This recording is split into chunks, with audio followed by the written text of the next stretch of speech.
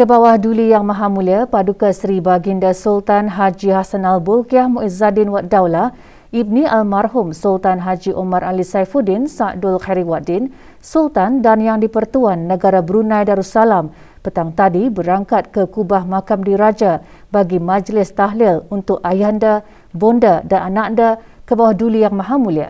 Almarhum Sultan Haji Omar Ali Saifuddin Sa'dul Khairiwaddin, Almarhumah Duli Raja Isteri Pengira Anak Damit dan Almarhum Duli Yang Teramat Mulia Paduka Seri Pengira Muda Haji Abdul Azim.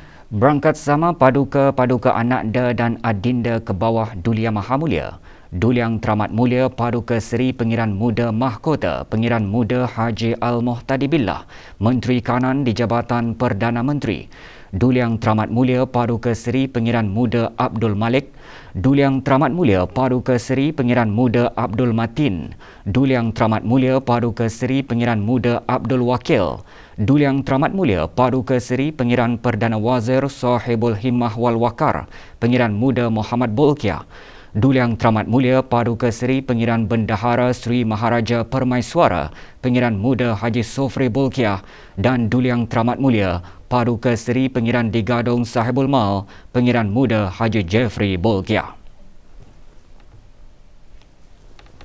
Keberangkatan ke bawah Duli Yang Maha Mulia dijunjung oleh Yang Amat Mulia Pengiran Indra Setiadiraja Sahibul Karib Pengiran Anak Haji Idris bin Pengiran Maharaja Lela Pengiran Muda Abdul Kahar, Yang di-Pertua Adat Istiadat Negara dan Yang Berhormat Pihin Udana Khatib Datuk Paduka Seri Setia Ustaz Haji Awang Badarudin bin Pengarah Datuk Paduka Haji Awang Osman, Menteri Hal Ehwal Ugama.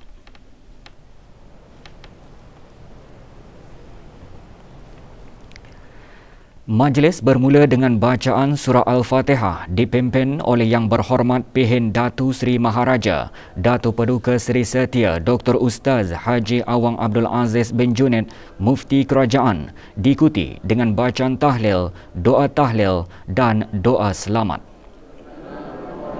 وبلادنا وجميع المسلمين في كل مكان البلاء والوباء والطعن والطاعون وسائر الأمراض وخصوصا وباء كورونا فيروس وقنا شر الردى بلطفك يا لطيف يا خبير إنك على كل شيء قدير.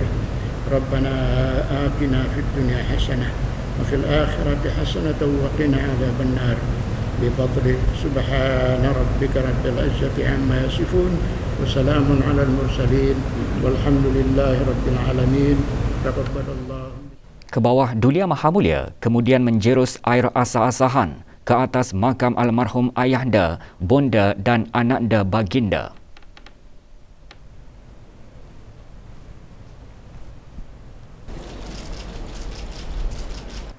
Juga menjerus air asah-asahan Duli Yang Teramat Mulia Paduka Seri Pengiran Muda Mahkota.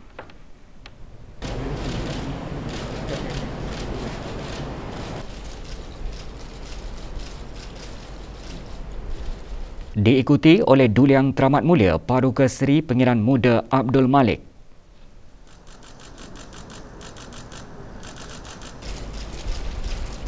Disusuli oleh Duli Yang Teramat Mulia Paduka Seri Pengiran Muda Abdul Matin.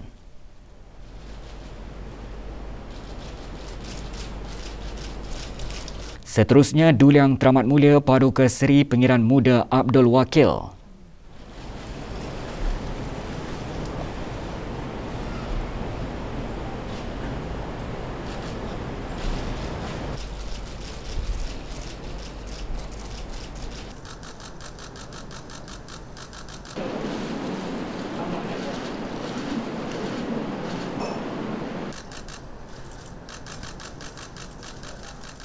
Kemudian diikuti oleh Duli Yang Teramat Mulia Paduka Seri Pengiran Perdana Wazir Sahibul Himmah wal Waqar Pengiran Muda Muhammad Bolkiah. Seterusnya Duli Yang Teramat Mulia Paduka Seri Pengiran Bendahara Sri Maharaja Permaiswara Pengiran Muda Haji Sofri Bolkiah. Dan Duli Yang Teramat Mulia Paduka Seri Pengiran Digadong Sahibul Mal Pengiran Muda Haji Jeffrey Bolkiah.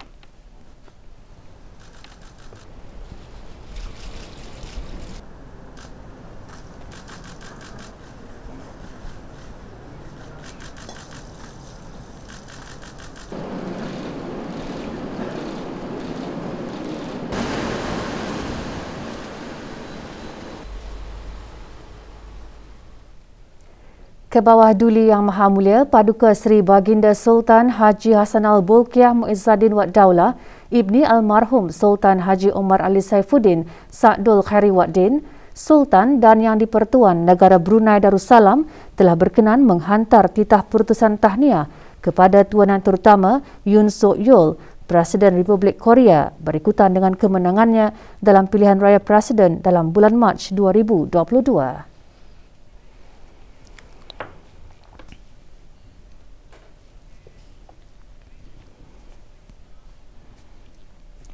1,543 dos vaksin telah diberikan kepada kanak-kanak berumur 5 hingga 11 tahun pada 9 Mei 2022 yang membawa jumlah keseluruhan pemberian vaksin dos pertama kepada 26,073 dos iaitu 60.8%.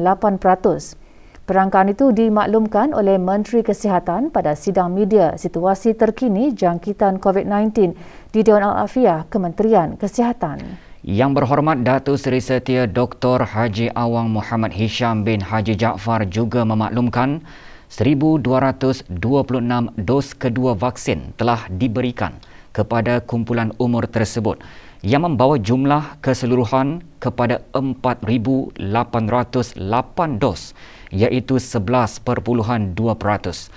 Dalam pada itu, liputan bagi penduduk negara ini yang telah menerima 3 dos vaksin adalah 66.7%. Juga dimaklumkan 265 kes baharu jangkitan COVID-19 dilaporkan hari ini.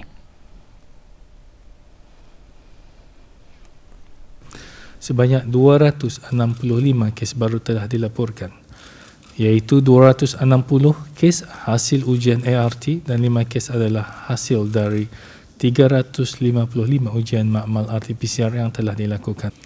Oleh itu, jumlah keseluruhan kes yang dilaporkan di negara Brunei Darussalam setakat ini ialah 143,372 kes. Statistik harian COVID-19 yang lain pula adalah seperti berikut.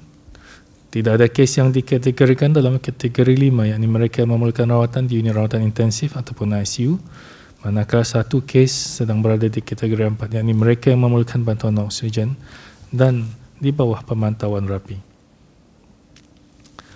Sebanyak 125 kes telah disahkan sembuh yang membawa jumlah kes yang sembuh kepada 141,961 kes.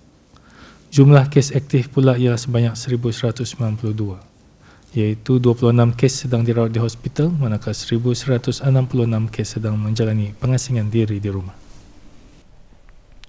Berikutan perubahan terhadap ujian SARS-CoV-2 semasa ketibaan di lapangan terbang antarabangsa Brunei bermula pada 6 Mei 2022 lalu. Menteri Kesihatan memaklumkan ujian ART semasa ketibaan akan dilakukan sendiri oleh penumpang apabila sampai di rumah atau hotel masing-masing. Setiap penumpang akan diberikan 3 kit ART semasa ketibaan, iaitu untuk digunakan pada hari ketibaan, hari kedua dan hari ketiga selepas ketibaan, dan keputusan setiap ujian ART tersebut hendaklah dimuat naikkan ke aplikasi BruHealth. Warna kod BruHealth bagi setiap penumpang yang baru tiba ke negara ini akan berubah kepada merah secara automatik. Walau bagaimanapun, penumpang yang memuat naikkan keputusan ujian ART negatif akan diberikan day pass bagi hari berkenaan melalui aplikasi BruHealth masing-masing yang membolehkan mereka memasuki mana-mana premis di negara ini. Arahan ini adalah sebagaimana peruntukan di bawah bab 62(a) Akta Penyakit Berjangkit Penggal 204 yang mana kegagalan mematuhinya boleh dikenakan tindakan undang-undang. 22 ahli kontingen negara Brunei Darussalam termasuk atlet wushu dan isukan pagi tadi bertolak ke Hanoi, Vietnam bagi menyertai kejohanan Sukan Asia Tenggara Sukan C ke-31. Berada di lapangan terbang antarabangsa Brunei bagi mengucapkan selamat belayar, Yang Berhormat Major Jeneral Bersara Datuk Paduka Seri Awang Haji Aminuddin Ehsan bin Pehen Orang Kaya Saiful Muluk Datuk Seri Paduka Haji Abidin, Menteri Kebudayaan, Belia dan Sukan. Pada Sukan C kali ini, negara buat julung kalinya akan menyertai e-sukan dengan negara diwakili oleh 10 atlet sukan berkenaan. Tamasya sukan berkenaan akan bermula Khamis ini.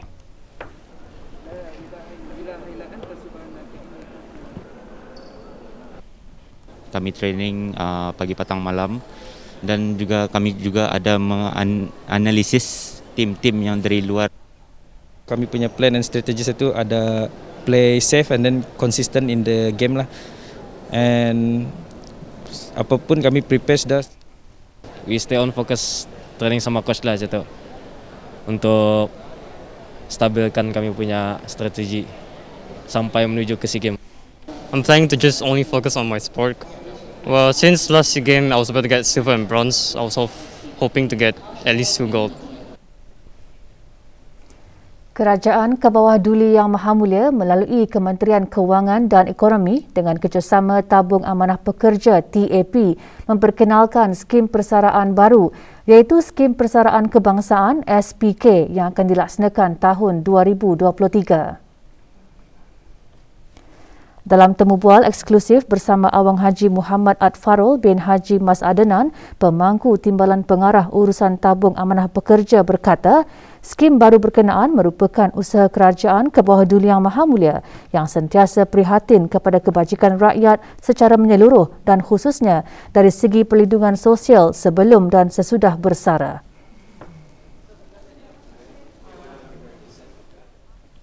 Pihak kerajaan melalui Kementerian Kewangan dan Ekonomi dengan kerjasama TAP telah pun selesai membuat kajian rapi dan terperinci mengenai keberkesanan skim-skim TAP dan SEP agar ianya dapat memberikan pendapatan persaraan yang lebih baik dan mencukupi bagi ahli-ahlinya. Objektif utama skim baharu ini adalah untuk meningkatkan kualiti kehidupan semasa hari persaraan dengan memberikan jaminan sosial yang lebih inklusif dan bertaya tahan kepada ahli-ahli melalui skim persaraan sosial yang lebih baik daripada skim yang sedia ada pada masa ini.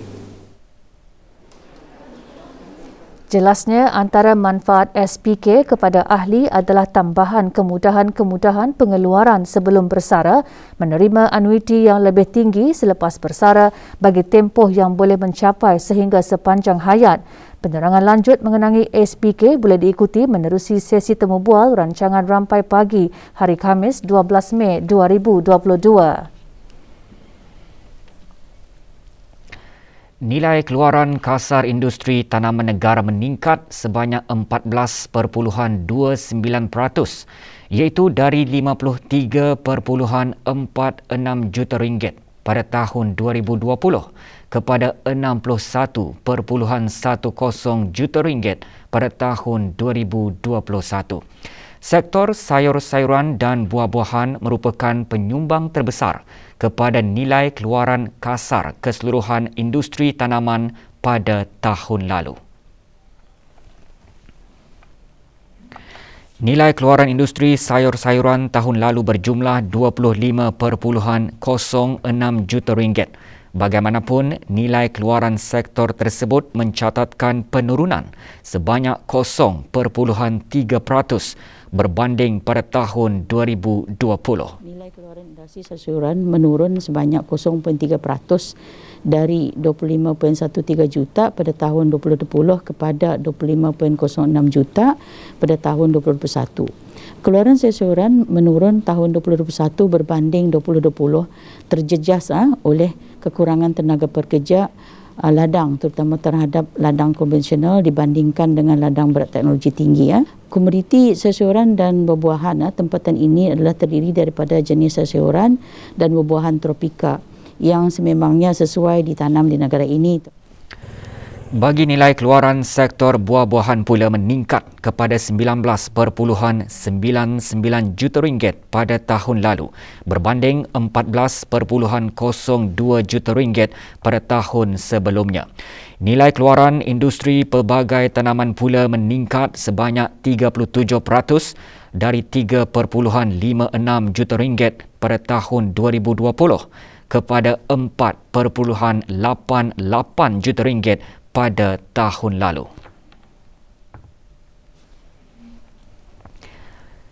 Sementara itu, nilai hasil industri padi meningkat sebanyak 6.4% dari 6.18 juta ringgit pada tahun 2020 kepada 6.58 juta pada tahun 2021.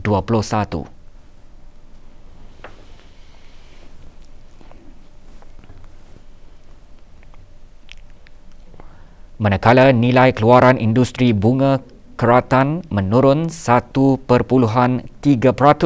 dari 0.05 juta ringgit pada tahun 2020 kepada 0.04 juta ringgit pada tahun lalu disebabkan pengusaha kurang bergiat aktif semasa gelombang kedua pandemik COVID-19.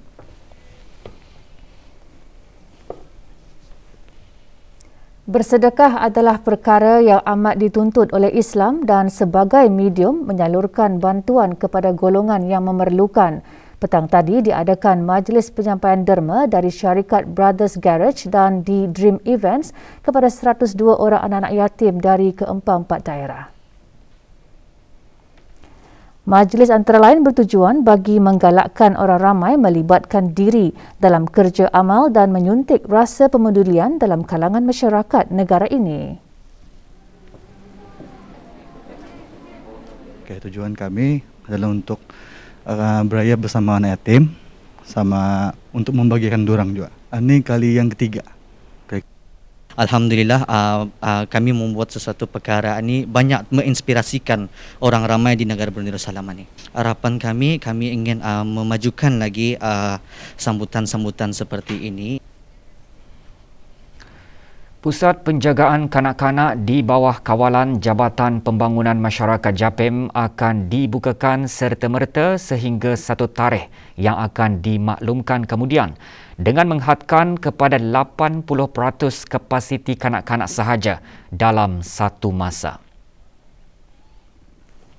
Kementerian Kebudayaan Belia dan Sukan melalui JAPEM memaklumkan pengoperasian tertakluk kepada syarat-syarat utama dan kesediaan pusat berkenaan untuk beroperasi mengikut garis pandu dan Standard Operating Procedure SOP yang ditetapkan oleh JAPEM, Kementerian Kesihatan dan Jabatan Perdana Menteri.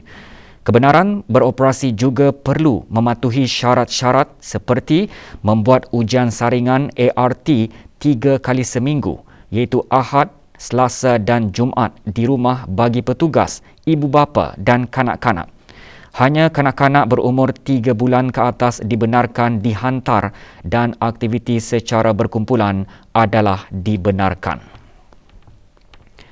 Sementara itu, pemilik pusat penjagaan kanak-kanak hendaklah memastikan premis mempunyai pengudaraan mencukupi dengan pemasangan HEPA filter dan hanya individu yang mempunyai keputusan ART negatif dibenarkan hadir ke premis berkenaan, manakala individu yang mengalami simptom COVID-19 dan berisiko tinggi tidak dibenarkan masuk.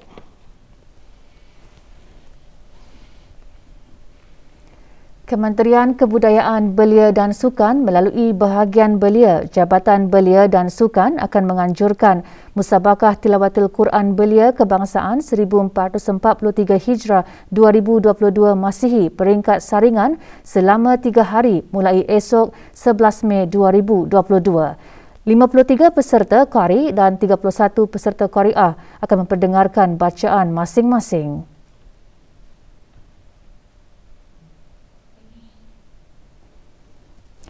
Projek tahunan Kementerian Kebudayaan Belia dan Sukan, kelolaan Jabatan Belia dan Sukan itu diadakan di Dewan Silaturahim Pusat Belia Bandar Seri Begawan bermula pukul 8.15 pagi hingga 5 petang. Orang ramai boleh menyaksikannya secara langsung melalui akaun rasmi Instagram @jbs.bn atau Facebook Jabatan Belia dan Sukan. Sejak tahun 1980, musabakah tersebut telah berjaya melahirkan ramai qari dan qariah belia yang berkaliber dan seterusnya mampu bersaing di peringkat yang lebih tinggi. Ia juga berperanan sebagai wadah untuk melihat keupayaan dan prestasi masing-masing, khususnya dalam bidang pembacaan Al-Quran secara berlagu atau teranum.